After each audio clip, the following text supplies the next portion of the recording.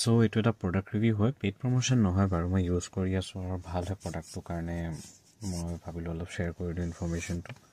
তো এইটো এতিয়া 7-in-1 চি ডকিং ষ্টেচন হয় আৰু ইয়াত স্পেচিয়েল কি আছে যে বিল্ড কোৱালিটিটো ভাল, ষ্টীলৰ হয় আৰু ইয়াৰ কেবলটো বহুত ভাল হয়। আৰু এইটো হৈ গ'ল USB-C আৰু ইয়াৰ মেইন কথাটো হৈ গ'ল যে কিয় ডিফাৰেণ্ট।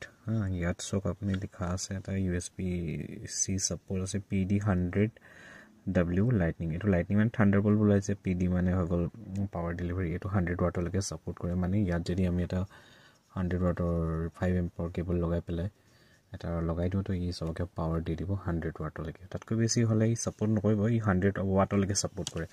আৰু এইটো আল্ট্ৰা ফাষ্ট SD কাৰ্ড আৰু এইটো মাইক্ৰ' SD কাৰ্ড। এই যে আমি যে কেমেৰা চেমেৰাৰ ওপৰত ইউজ কৰোঁ, যদি ধৰি লওক 2TB 1TB যদি ডাটা থাকে, আজিকালি এইটো 4K 8K ৰেকৰ্ড হয়।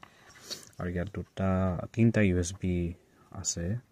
তো এইটো USB 3.0, এইটো 5Gbps-লৈকে ছাপৰ্ট কৰিব, transfer speed, read write speed. আৰু এইকেইটাত USB 2 480 Mbps, যদি ভুল হয় কাৰেক্ট কৰি দিব, মোৰ মতেতো ভুল নহয়। আৰু এইটো হৈ গ'ল আপোনাৰ HDMI পৰ্ট, যিটোৱে আপোনাৰ 4K-লৈকে ছাপৰ্ট কৰে, আকৌ স্প্লিট কৰিব পাৰে যাতে। তো এইটো আমি যদি এতিয়া কানেক্ট কৰি দিওঁ USB-Cত, তো ইয়াৰ পৰা সেই ডিভাইচটোৰ পৰা আপুনি সেই ডিভাইচটো 3ডাল USB মানে মানি লওক, ভাবি লওক আৰু এটা কীবৰ্ড এখন, মাউচ এখন আৰু বেলেগ এটা ধৰি লওক আপোনাৰ এক্সটাৰ্নেল হাৰ্ড ড্ৰাইভ আৰু এইকেইটা, আৰু আকৌ ইয়াতে মনিটৰটো লগাব পাৰিব।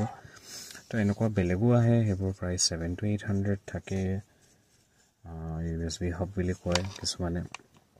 বাট দ্য থিং ইজ ডেট ইয়াত জাষ্টিফাই কৰিছে PD100 ৱাটৰ যিটো আছে লাইটনিং কেবল, আৰু বিল্ড কোৱালিটি আৰু হানিৱেলৰ যিটো প্ৰডাক্ট হয় বহুত ভাল থাকে।